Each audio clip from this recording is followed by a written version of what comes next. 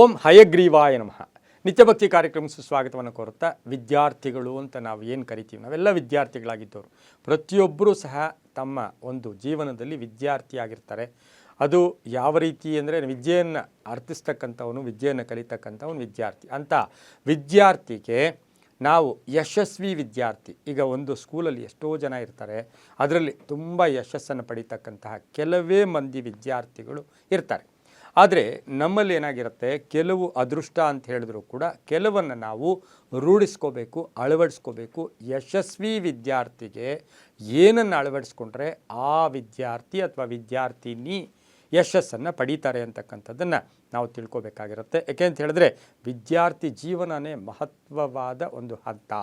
ವಿದ್ಯಾರ್ಥಿಯ ಜೀವನ, ನಾವು ವಿದ್ಯಾರ್ಥಿ ಜೀವನದಲ್ಲಿ ಹೇಗಿರ್ಬೋದು, ಎಷ್ಟು ಕಷ್ಟಪಟ್ಟು ಜೀವನವನ್ನು ನಾವೇ ರೂಪಿಸ್ಕೊಳ್ಳೋಕ್ಕೆ ಅನುಕೂಲ ಆಗ್ತಕ್ಕಂಥ ಆ ಒಂದು ಘಟ್ಟ ಕೂಡ ಅದಾಗಿರುತ್ತೆ.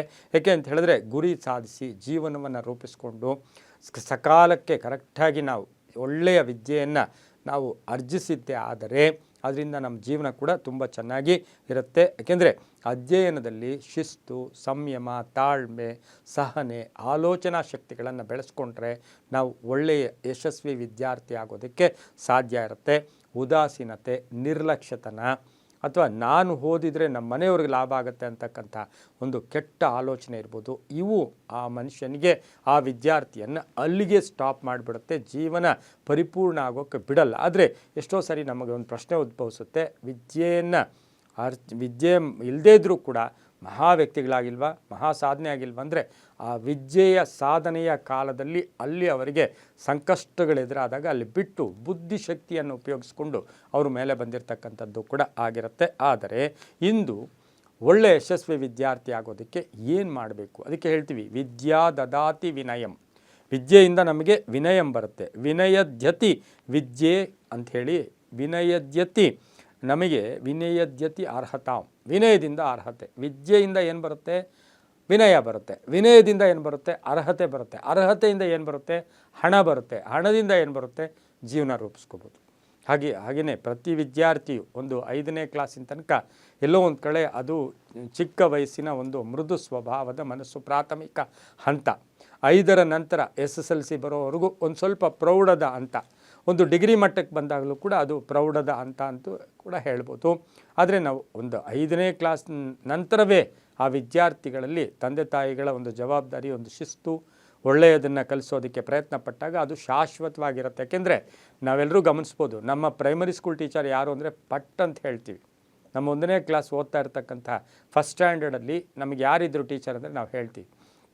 ಅದೇ ಕಾಲೇಜ್ ಮಟ್ಟಕ್ಕೆ ಬಂದಾಗ ಉನ್ನತ ಶಿಕ್ಷಣದಲ್ಲಿ ಅನೇಕ ಶಿಕ್ಷಕರು ಬಂದು ಹೋಗಿರ್ತಾರೆ, ಅನೇಕ ಉಪನ್ಯಾಸಕರು, ಅವರ ಹೆಸರು ಹೇಳೋಕ್ಕೆ ಸ್ವಲ್ಪ ತೊದಲ್ತೀವಿ. ಆದರೆ ಪ್ರಪ್ರಥಮ ಗುರು, ಹಾಗೆ ತಾಯಿಯನ್ನು ಯಾರೂ ಮರೆಯೋಕ್ಕೆ ಸಾಧ್ಯನೇ ಇಲ್ಲ.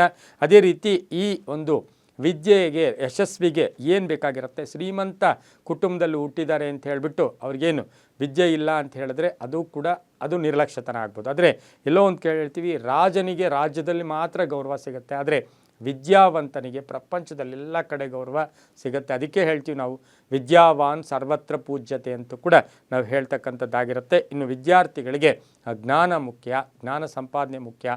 ಹೊಸ ಹೊಸ ವಿಷಯಗಳನ್ನು ತಿಳ್ಕೊಂಡಾಗ ಅದು ಆ ಜ್ಞಾನದ ಪಟಲದ ಮೇಲೆ ಹಾಗೆಯೇ ಶಾಶ್ವತವಾಗಿ ಇದ್ಬಿಡುತ್ತೆ.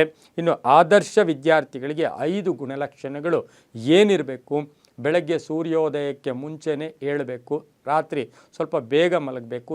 ಯಾವ ವಿದ್ಯಾರ್ಥಿ ಬೆಳಗಿನ ಜಾವ ಸೂರ್ಯ ಹುಟ್ಟೋ ತನಕ ಮಲಗಿರ್ತಾನೋ ಆತನ ಮೈಂಡು ಮಂದ ಬುದ್ಧಿ ಪ್ರಾರಂಭ ಆಗುತ್ತೆ. ಹಾಗಾಗಿ ಸೂರ್ಯ ಹುಟ್ಟೋಕ್ಕೆ ಮುಂಚೆನೇ ಏಳಬೇಕಾಗಿರುತ್ತೆ.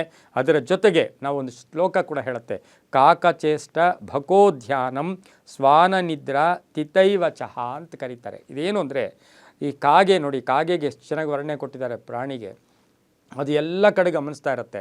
ಆ ಕಾಗೆ ಥರ ನಾವು ಗುರಿಯನ್ನು ಇಟ್ಕೋಬೇಕಂತೆ. ಕಾಗೆ ನೋಡಿ, ಅದು ನೋಡ್ತಾ ಇರುತ್ತೆ, ಒಂದಿಷ್ಟು ಸದ್ದಾದರೂ ಕೂಡ ಅದು ತನ್ನ ಇದನ್ನು ಉಪಯೋಗಿಸ್ಕೊಂಡು ಹೊಟ್ಟೋಗ್ಬಿಡುತ್ತೆ. ಅದೇ ರೀತಿ ಒಳ್ಳೆಯ ನಿರಂತರವಾದ ಗುರಿ ಇಟ್ಕೊಂಡಿರ್ಬೇಕಾಗಂತೆ. ಹಾಗೆ ಹೇನಾನ್ ಅಂತ ಒಂದು ಬಕಪಕ್ಷಿ ಅಂತ ಇತ್ತು, ಅದನ್ನು ನಾವು ಕೊಕ್ಕರೆ ಅಂತೂ ಕೂಡ ಕರಿತೀವಿ. ಅದು ಏಕಾಗ್ರತೆಯಿಂದ ನೀರಿನಲ್ಲಿರ್ತಾ ಇತ್ತು. ಪಕ್ಕದಲ್ಲೇ ಮೀನು ಬಂದರೂ ಗೊತ್ತಾಗ್ತಾ ಇಲ್ಲ, ಇದು ಬಟ್ ಆ ಮೀನನ್ನು ಕ್ಯಾಚ್ ಮಾಡುತ್ತೆ. ಅದೇ ರೀತಿ ವಿದ್ಯಾರ್ಥಿಗೆ ಏಕಾಗ್ರತೆ ಇರಬೇಕು, ಒಂದು ನಿರ್ದಿಷ್ಟವಾದ ಗುರಿ ಇರಬೇಕು, ಬೇಗ ಏಳಬೇಕು, ಅದರ ಜೊತೆಗೆ ಈ ಹುಡುಗನಿಗೆ ವಿದ್ಯಾರ್ಥಿಗೆ ನೋಡಿ ಎಲ್ಲವೂ ಪ್ರಾಣಿಗಳನ್ನು ಹೋಲಿಸಿ ಆ ಶ್ಲೋಕದಲ್ಲಿ ಹೇಳಿದ್ದಾರೆ. ನಾಯಿ ಅಂದರೆ ಅದೇನು ಅಂತ ಹೇಳಿದ್ರೆ ನಾಯಿ ರೀತಿ ತುಂಬ ಎಚ್ಚರಿಕೆಯಿಂದ ಇರಬೇಕು. ಅದಕ್ಕೊಂದು ಚೂರು ಸಣ್ಣ ಸದ್ದಾದರೂ ಆ ಕಡೆ ನೋಡುತ್ತೆ. ಆ ವಿಶ್ವಾಸ ಕೂಡ ಹಾಗೆ ಇರುತ್ತೆ. ಅದೇ ರೀತಿ ವಿದ್ಯಾರ್ಥಿ ಆದವನು ಯಾವುದೇ ಶಿಕ್ಷಕರು ಮಾಡ್ತಕ್ಕಂತಹ ಆ ಪಾಠವನ್ನು ತುಂಬ ಚುರುಕಾಗಿ ಕ್ಯಾಚ್ ಮಾಡ್ತಕ್ಕಂಥ ಶಕ್ತಿ ಇರಬೇಕು. ಆಹಾರ, ಸಮತೋಲನ ಆಹಾರ ಇದು ಭಾಳ ಮುಖ್ಯ. ಸಕಾಲಕ್ಕೆ ಆಹಾರ ತಗೊಂಡಾಗ ವಿದ್ಯಾರ್ಥಿಯಲ್ಲಿ ಆ ದೇಹ ಶಕ್ತಿ ಚೆನ್ನಾಗಿರುತ್ತೆ. ಸಮತೋಲನದ ಆಹಾರ ತಗೊಂಡಾಗ ಮನಸ್ಸಿನ ಶಾಂತತೆ ಕೂಡ ಇರುತ್ತೆ. ಇನ್ನು ಕಡೆಯದಾಗಿ ಲೌಕಿಕ ಬಾಂಧವ್ಯಗಳು ಏನೇನೋ ತಲೆಯಲ್ಲಿ ತುಂಬಿಸ್ಕೊಳ್ಳೋದು, ಈ ಲೌಕಿಕ ಬಾಂಧವ್ಯಗಳು ಯಾವ್ಯಾವುದೋ ಇಟ್ಕೊಳ್ಳೋದು. ಇವತ್ತು ಯಾವುದು ಸಿನಿಮಾ ಬರ್ತಾ ಇದೆ, ಅದೇನಾಗಿದೆ, ಇದೇನಾಗಿದೆ, ಇದೆಲ್ಲ ಬಿಟ್ಟು ನಿನ್ನ ಗುರಿ, ನಿನ್ನ ಸಿಲೆಬಸ್, ನಿನ್ನ ಇದನ್ನು ಉಪಯೋಗಿಸ್ಕೊಂಡ್ರೆ ತುಂಬ ಚೆನ್ನಾಗಾಗೋದಕ್ಕೆ ಒಳ್ಳೆಯದಾಗತ್ತೆ. ಇದರಿಂದ ಏನಾಗುತ್ತೆ, ಯಶಸ್ವಿ ವಿದ್ಯಾರ್ಥಿ ಆಗೋಕ್ಕೆ ಸಾಧ್ಯತೆ ಇದೆ ಅಂತ ಹೇಳ್ತಾ, ಎಲ್ಲವೂ ಕೂಡ ಅವರವರ ನಂಬಿಕೆ ಅಂತ ಹೇಳ್ತಾ, ಸರ್ವೇ ಜನಾಃ ಸುಖಿನೋ ಭವಂತು, ಸಮಸ್ತ ಸನ್ಮಂಗಳಾನಿ ಭವಂತು.